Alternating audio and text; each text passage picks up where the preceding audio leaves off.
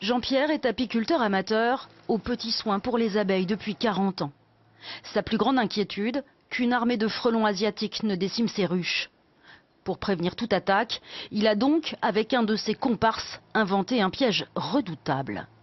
Attiré par un appât à base de miel, le frelon asiatique s'engouffre dans cette boîte par un cône dont l'extrémité est calibrée pour laisser filer tous les insectes, sauf lui.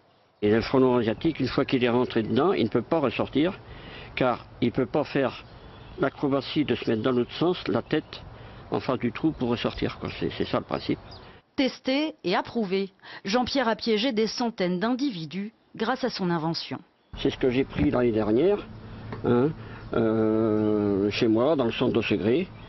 Enfin, c'est une partie de ce que j'ai pris, et par contre, on a pratiquement à 90-95% de frelons asiatiques. On a très peu de frelons européens. Il y a quelques-uns quand même, mais c'est très peu. Pour fignoler son piège, Jean-Pierre a fait appel aux bénévoles de l'outil en main. Ici, une quarantaine d'artisans retraités transmet le goût des métiers manuels aux jeunes de la commune. L'association a créé des prototypes et mis son savoir-faire et son réseau au service de cette invention. Notre association est tournée vers les jeunes et qu'on n'a pas vocation à faire du business. Donc il vaut mieux confier ça à des gens qui ont l'expérience et qui ont l'outil industriel. Donc c'est à ce niveau-là que notre décision a été prise. L'outil en main a donc démarché des entreprises pour concrétiser la bonne idée.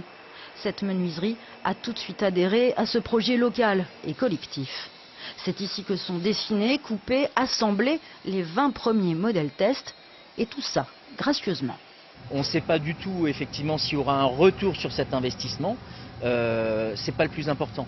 À côté, la dynamique, ce que ça va créer comme valeur, elle est largement plus importante. Le piège à frelons asiatique est en passe de devenir un véritable produit industriel, promis à un beau succès.